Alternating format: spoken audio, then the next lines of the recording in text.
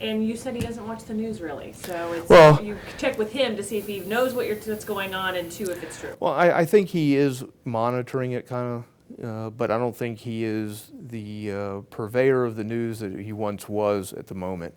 It's got to be hard for him and his family to watch this being displayed across every television, newspaper, radio, across the country and internationally right now.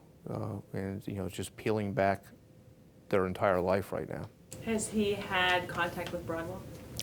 After the affair ended, and it ended about 4.5 months ago, there was some contact still, because she, based on his understanding, was still doing her dissertation, which covered the time he was the commander of the 101st Airborne Division. I would find it very difficult to believe that Paula Broadwell would just throw away months, years worth of hard research and just have to start all over again. If you were going to do your dissertation, get your PhD, you're going to be pretty dedicated, driven, and there's going to be a lot of sweat equity into that. So he did respond to questions that she had referenced her dissertation, and I don't know when the last time they talked or emailed. And the affair did not start until after he was director of CIA, is that correct? That's correct. It started approximately 2.5 months after he was the director of CIA, ended about 4 to 4.5 months ago. How long had she been working on her book and having access to him before that? Well, this whole process started, I believe, in around 2000. Yeah, I'm not sure that when it started. I want to say 2005, when he may have been introduced to her at Harvard, and she later then sent him a note and said, sir, I'd like to do a dissertation about your leadership style and things along those lines.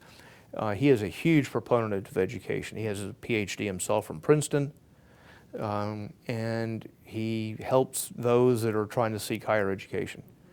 He agreed to helping with her research for her dissertation, and over time he put her in contact with a lot of people, to include myself, who provided her data. She went to Afghanistan probably 5-6 times or so over the span of his command there. Most of that time, I understand, was in the field with other units, and periodically would be in Kabul to ask some more questions, get some more information. And that was much like a journalist in some respects when I was in Iraq. They would come in for 2-3 weeks and then be out for 6 or 8 weeks, then come back, do another stint, and then keep, that was kind of the rotation. Has he talked to you about how it started? No, and I don't think it's really, my place, one, to ask him. Right. And that's getting into very personal areas, which it happened. We all know it happened.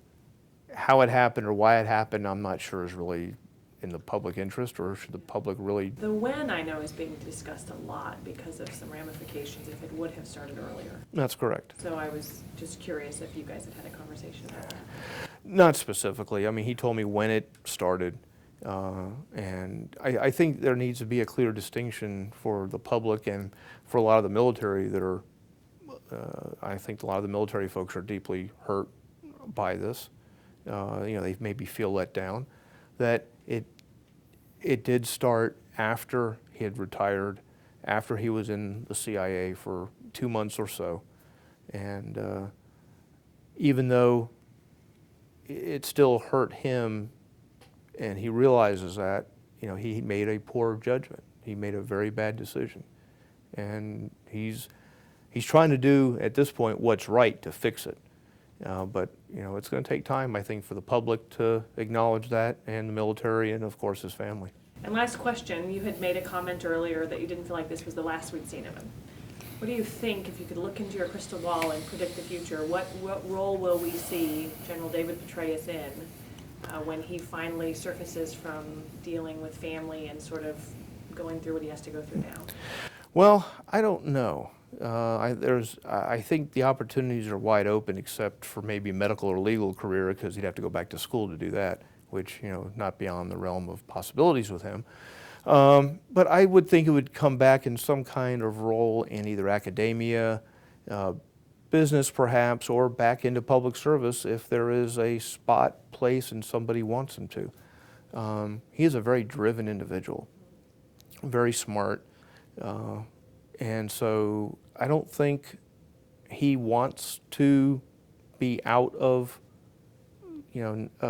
public service or just sit at home. Right now, he is focused on his family. I mean, he's got to get that fixed, and he knows it. After that, I think, again, the family will determine when's the right time for him to come back onto the scene. He's come back through a lot of challenges. Getting shot as a lieutenant colonel in a training accident, almost died. Parachute accident, which he broke his pelvis and recovered from that, and is an avid runner if anybody's ever watched news about him. Survived cancer, which was reported, I guess, about a couple of years ago now. Took over as commander during the surge, which was not an easy task, and then Afghanistan. And now he's facing this. So he's used to coming back from extreme challenges, and I think this is one that he'll come back from. It's just a matter of when and in what form. So if in this situation, where do you feel the blame lies? Is it shared between the two? Is it more on her, more on him? Well, I mean, whenever you hear about affairs, I mean, it takes two. It takes either, I don't know if who was pursuing who, if that was the case, or if it was just, it happened. But either case, two people are involved, two families are involved, and in this case, a larger family being the nation's involved. And we're seeing it played out publicly, the ramifications of the whole thing. And in fact, there's probably now 3 families involved, possibly even 4, that are brought in on the periphery. So it's still going to be playing out, and there's still going to be a lot of, I think, if people want to assign blame or poor decision making, there's going to be enough to go around. What do you think we should watch for tomorrow? Have you been made privy at all to the things that might come forth in that when his testifying is made public and is covered and is reported later in the day? Any surprises you think we'll hear? Well, I'm not sure how much is going to come out of that, because it is, I expect, closed door, meaning it's not going to be made public. At least, there's not going to be reporters in the closed sessions. I doubt seriously he's going to come out and make any kind of public statements immediately following. And so it's hard to say what's going to come out. And at this point, I think if anything does come out, it's going to be leaks.